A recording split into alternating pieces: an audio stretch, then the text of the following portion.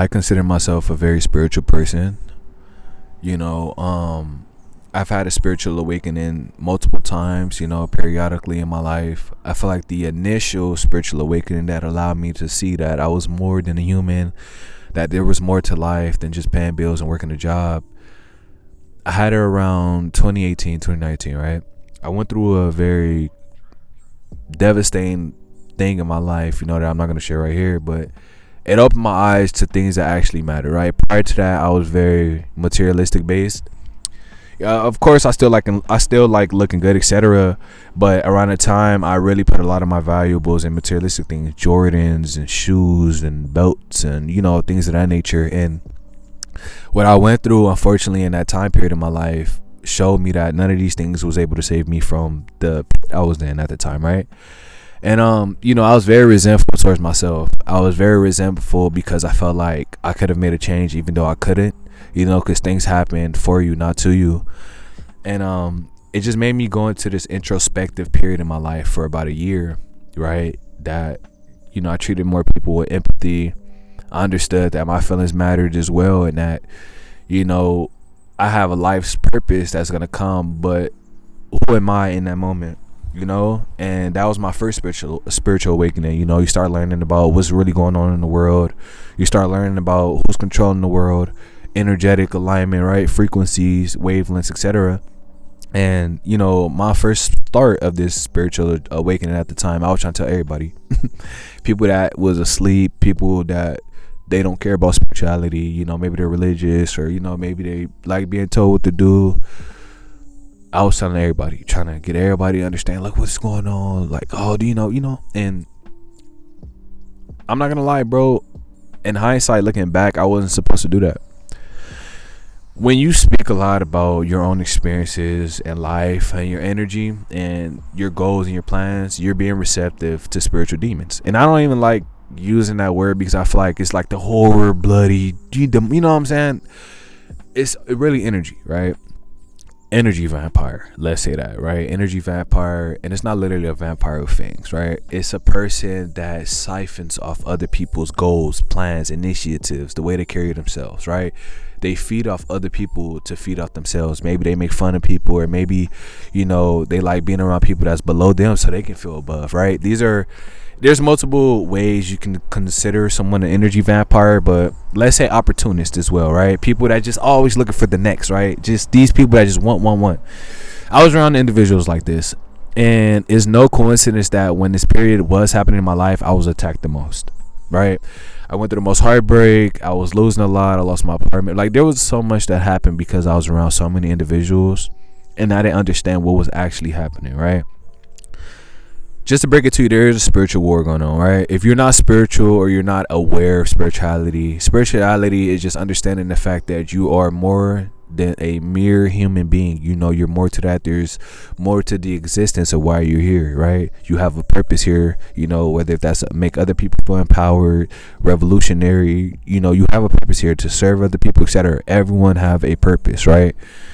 But the thing is that you also have to protect that, you're right. And the invisible is a spiritual realm, right? Energies, how you feel, that gut feeling that you get when you're at a area or a place that you're not supposed to be at. These are the unknown, right? Things that we can't see with the human eye. Just have to break that down, right? There's so many people that's walking around in life that might look like us as human, smiling, but they are horrible people intrinsically, right? They have a horrible spirit. They love to see other people go through despair and trials and tribulation because it feeds them. It feeds their spirit. How you make people feel good, how you make people smile and be better, and maybe they love being around you. It's the opposite for these people. It's the opposite for energy vampires. They find amusement and they find satisfaction of other people going through things, right? If you're a person that maybe you lost your job, unfortunately, or maybe you're going through something, or maybe you lost your money, your wallet, your girl, whatever, and let's say you speak about that to someone, family, friends, because remember, labels are non-existent when it comes to energy. If you're speaking with another human and they make you feel like this weird feeling or like this energetic non-alignment, it's negative, you're with an energy vampire, right?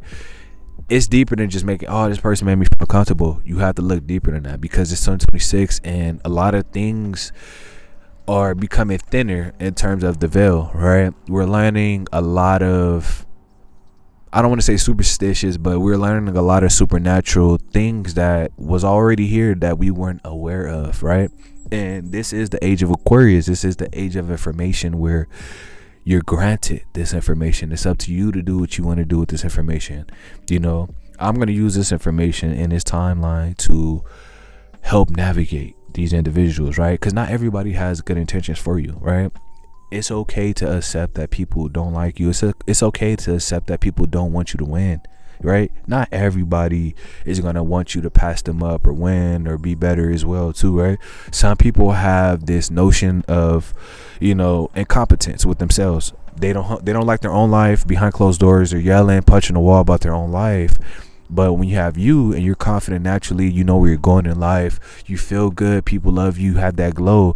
Energy vampires don't like that.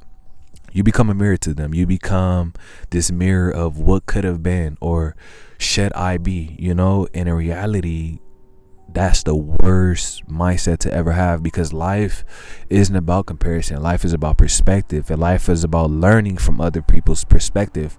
But energy vampires, because they're so self-absorbed and they need what they want, they're only going to do what makes them happy. They're only going to do what satisfies them as an individual. They're not going to do what satisfy the whole society or individuals as a whole, you know? If you ever felt like any of your plans were sabotaged or warped, or maybe you told somebody your plan and eventually like maybe you had a delay or it didn't work out anymore, that's no coincidence. Energy and intent and thought are all correlated in the same category in terms of wavelength and frequency, right? And if I have a friend that comes to me and they're happy and they thought on their own brain, their own time, their own thinking pattern about a creation that they want to bring to life, maybe a plan, a business, a goal, channel, content, whatever, the moment I think like, why or should they do that, or it could go wrong, or any opposing perspective that they had in terms of belief, you see the belief, faith, hope, and the other side is doubt, fear, shame. They're not correlated. And once you have that energetic thought and alignment around the vicinity and proximity of this individual, they will feel that, if they're in tune, right? Or even if they're not in tune, they'll still feel a little weirdness, right? Because we're all human, we have feelings. You're literally emitting the negative energy from you to them.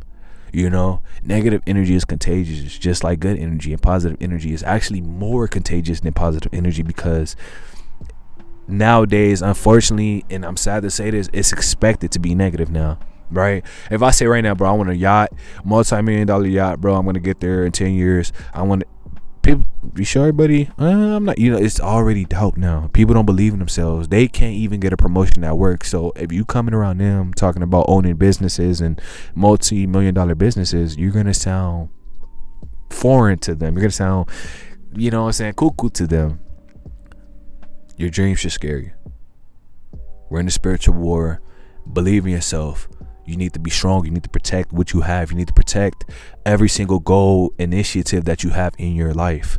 You know, life isn't about quitting. Life isn't about just sitting in one spot being stagnant. No, life is about excelling, going through things, getting past that, elevating, getting to the next step, getting after that, you know, and constantly, continuously going. Be consistent, be disciplined. We're in a spiritual war. You have to protect yourself. You have to protect your mind, your just everything, your life force, your life prana, your life energy. I love y'all, man. It's your boy Jay Collins. I'm out.